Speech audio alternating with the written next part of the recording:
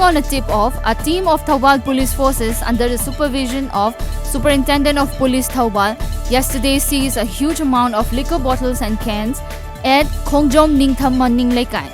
As per reports, 960 Tuborg beer bottles, 1,080 Tuborg cans, 1,440 cans of Kingfisher beer and 24 bottles of Officer's Choice were recovered. As per reports, 2 persons were picked up by the cops and handed over to Excise Department Thoubal for further legal action.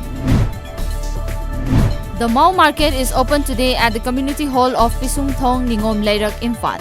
As per reports, Mau Market has become a favorite place for many city dwellers since the past few days.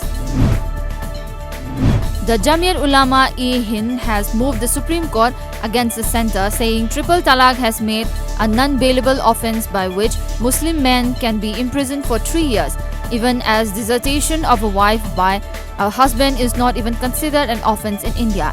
As per reports, the 3-year imprisonment prescribed under the new Muslim Women Protection of Rights on Marriage Act 2019 is both disproportionate and excessive, the Jamiat petition said.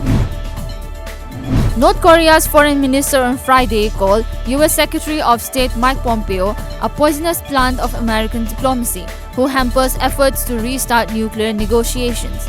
Foreign Minister Ri Yong-ho met the insult to protest Mr. Pompeo's comments in a media interview that Washington will maintain crippling sanctions on North Korea unless it denuclearizes.